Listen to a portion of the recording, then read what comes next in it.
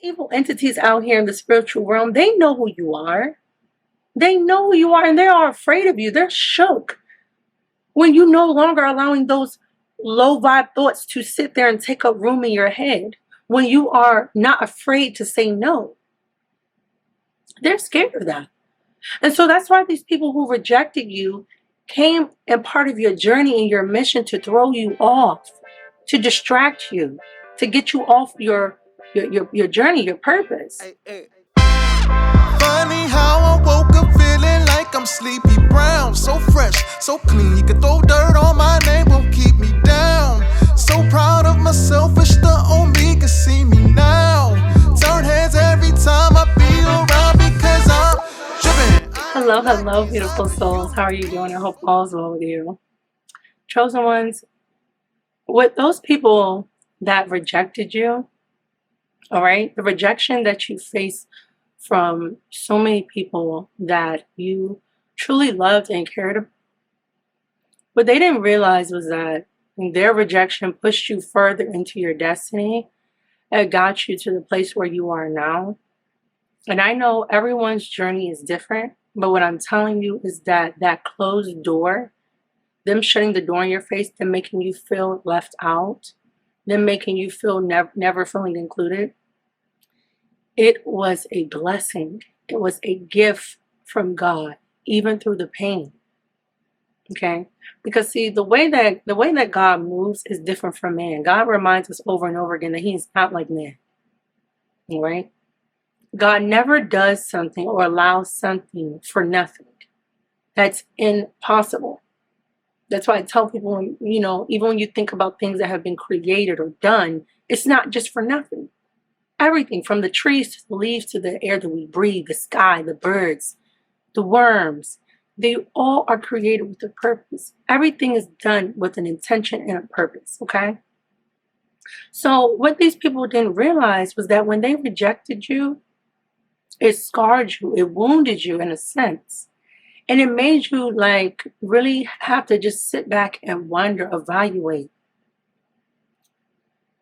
What's going on? Why did they act like this with me? Why are they treating me this way? And what you didn't realize was that it made you untouchable. It made you untouchable because when you can overcome rejection,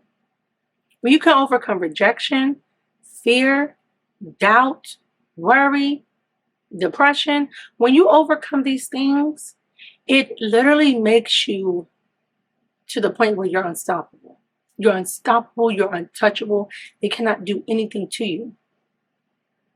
See, a lot of people, they have to move in cliques and gangs to feel that void, that emptiness. Some people can never, ever, ever be alone. And I mean, not in a romantic sense, but in a friendship way, in a inner circle way, and sometimes just in a relationship way. But I'm talking about more of that inter-relationship. All right? And I'm really talking about when it comes to those friendships and the family members. Rejection, it doesn't really have a face. It can apply to anyone. I've been rejected from friends in the sense where they didn't outright just come and tell me how they felt, because the chosen ones, I'm going to tell you over and over again, most people understand this. They're cowards. Most people are cowards. And a coward is not going to tell you how they feel. A coward will make excuses. A coward will completely just run away. A coward will do everything else but just come and talk about how they feel. And chosen ones, that's what most people are who have rejected you. They're cowards. So they move funny, they acted weird towards you because they couldn't say it with their chest. They was down like this, but they couldn't poke the chest out and say it with their chest. They weren't confident enough to do that. So they just left you to put the pieces together.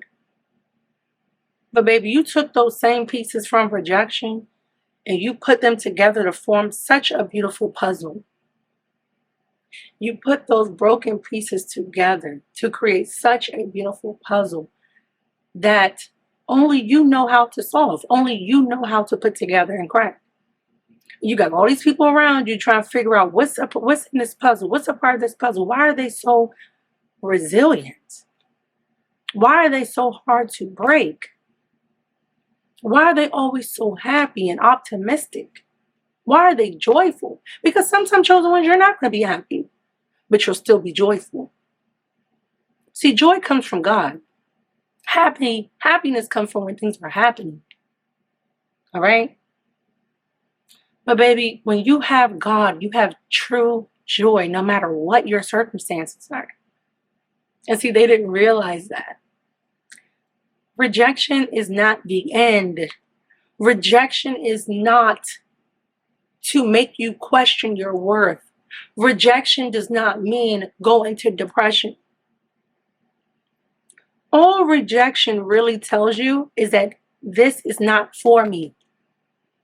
That's really the bottom line. It could be a lot of other things, but at the end of the day, it really means this is not for me. And when something is not for you, chosen one, you do not want it. This can go for a job. This can go for people. This can go for places. This can go for plans. When it does not work out, sit with your feelings and your emotions, but do not blame yourself. And do not be so angry at the world, at God, at the universe, at the angels, whoever you want to be mad at. Don't do that. Because that's energy and frequency and vibration. And all that's going to do is make the rejection come back to you even worse. When you take rejection and you look at it as a blessing, as protection, rejection equals protection, okay? It does not mean, oh, well, you're not good enough, or, oh, well, don't worry about that. Like, no. What that rejection is doing is prepping you for stronger boundaries, okay? It is helping you to know this is not for me. And that's what you have to learn with your boundaries, chosen ones. See, eventually as a chosen one, you turn into a badass. That's what I want to say. You do. You turn into a badass. Like, you really, like a phoenix, you rise from the ashes. Some people, they call it in spirituality the dark night of the soul. However way you want to say this, but you become a badass. But before you get to that, before you go through the dark night of the soul, become the badass, become, the phoenix rising from the ashes. At one point, we were a lot weaker in the sense of our boundaries and just allowing whatever, allowing people to come and go, allowing people to treat us certain ways, attracting all types of low-level losers like narcissists, demonic people, okay, people that are extremely low vibrational. That's really what we knew for the longest time.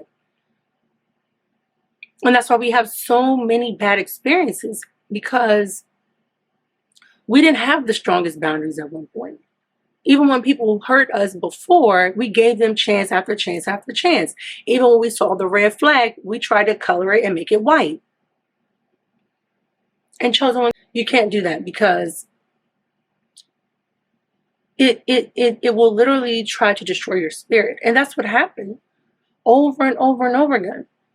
Because these evil entities out here in the spiritual realm, they know who you are. They know who you are, and they are afraid of you. They're shook when you no longer allowing those low vibe thoughts to sit there and take up room in your head. When you are not afraid to say no. They're scared of that.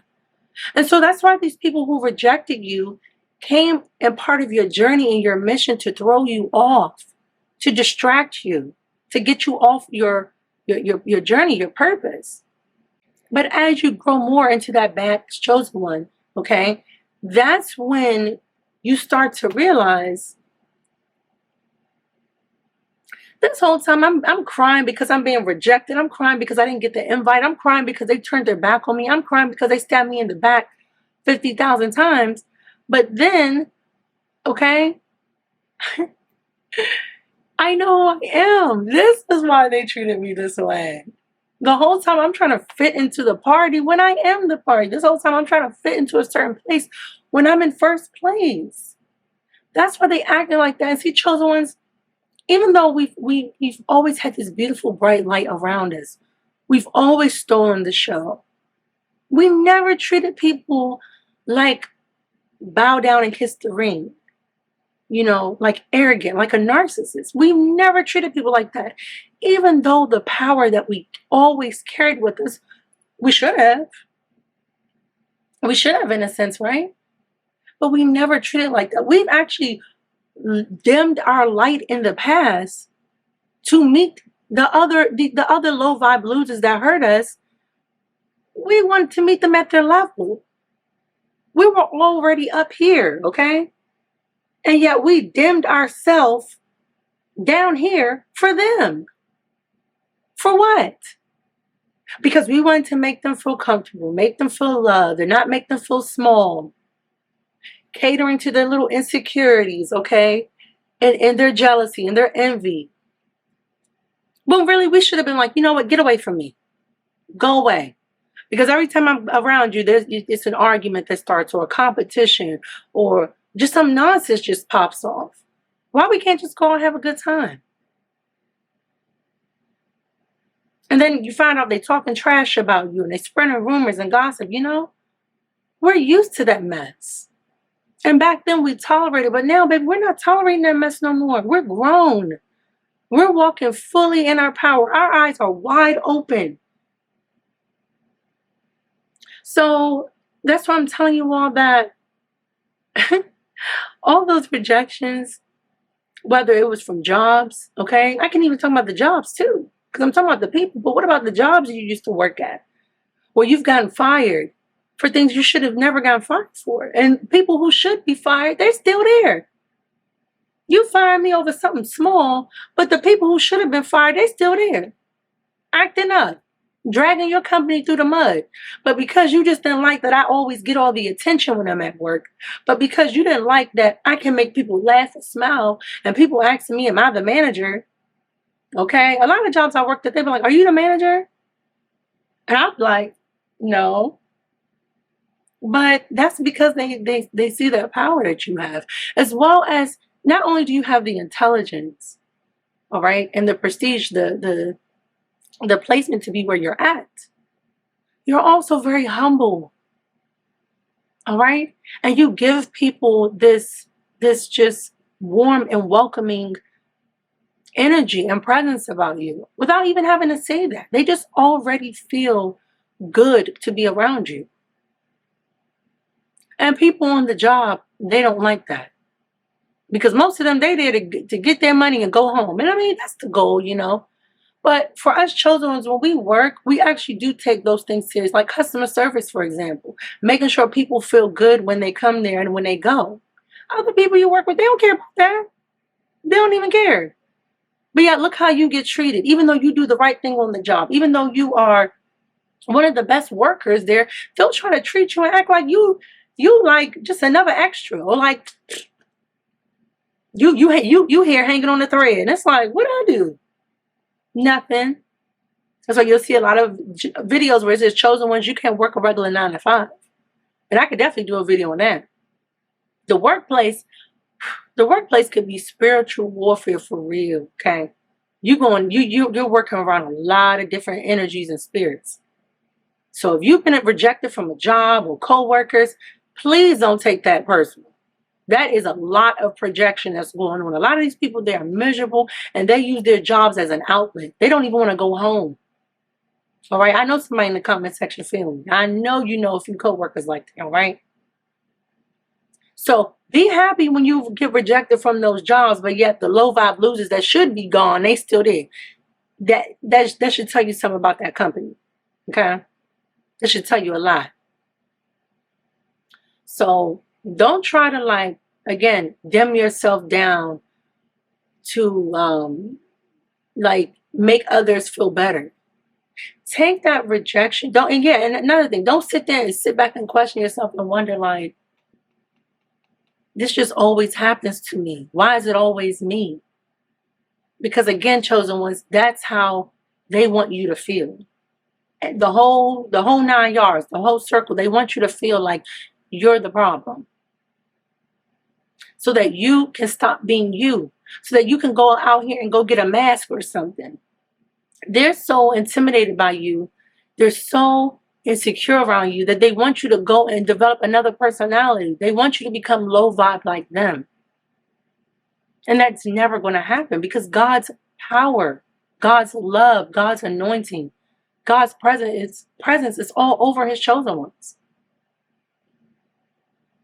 So God gave you that rejection experience as a lesson. There was something to learn. Anytime you've ever been rejected, I just want you to go back briefly and just think about, what did you learn from it? What did you learn?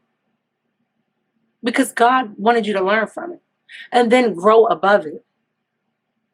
And look back and be like, I was sitting here tripping over that job. I was sitting here tripping over those friends. I was sitting here tripping over that family member. And look at them. Look at that. Compared to what I hold, my beautiful, genuine, authentic, amazing heart that I have. They can only wish. And it's never going to happen for them. All right, chosen ones? So I'm going to wrap this up. But remember that rejection is your best friend. It can be very painful. And I'm going to share this last thing before I go. In my marriage, in my old marriage, I was married before. And I was rejected. I was rejected over and over again by my ex-husband because he was a narcissist. He is one. Okay? And I wanted it so bad. I wanted it so freaking bad, guys. I wanted it to work out, because who marries someone and has children with them and they don't want it to work out? But see, God answered every single prayer I ever wrote down. I write all my prayers down. He answered every single one except for changing my ex-husband, changing his heart. Even for a little bit, never did it. Never budged. And it was because God had something better in store for me. God had something better. And that's what I have right now. And I kept holding and holding and holding and holding it. Not wanting to let go. But please, this is the man that I picked too. And I don't want to have to start over. But God, please, I don't want to start over. Sometimes starting over is the best thing you can do.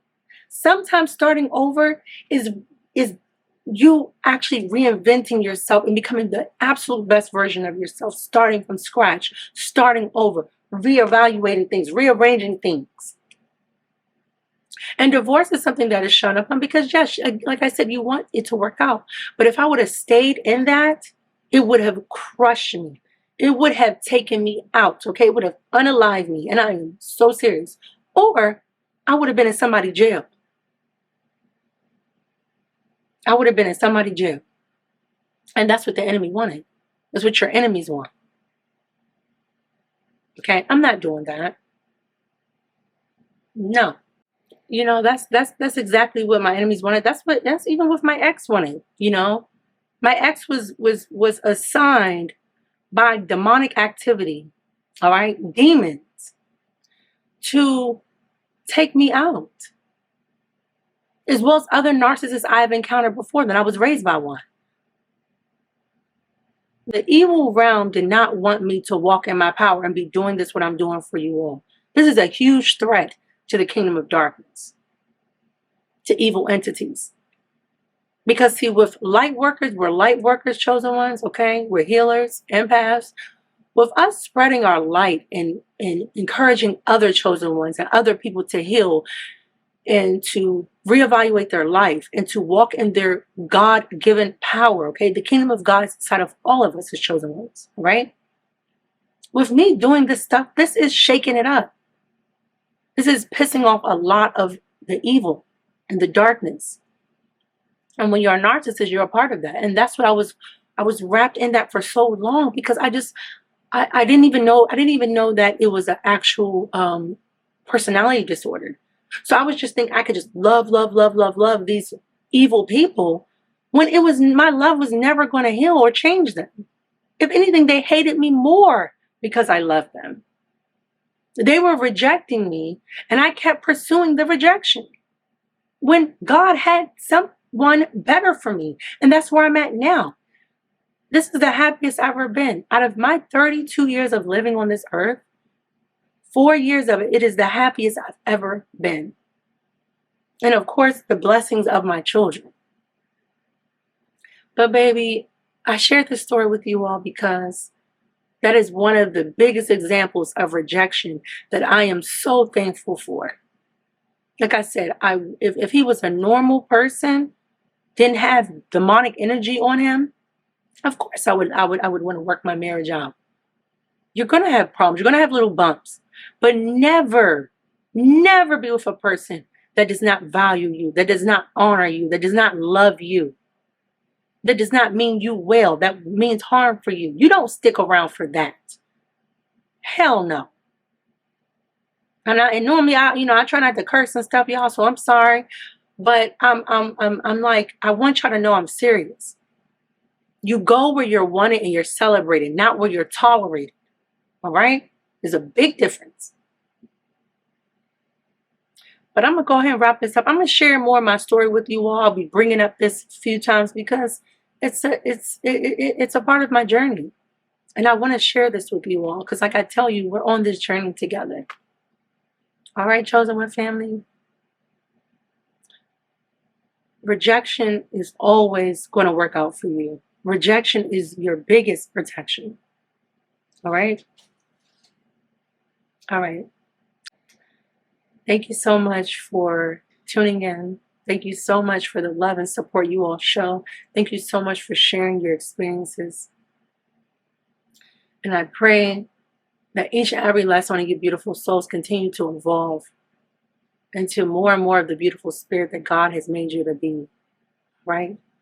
Despite the pain and the trials that we've all gone through, God is amazing.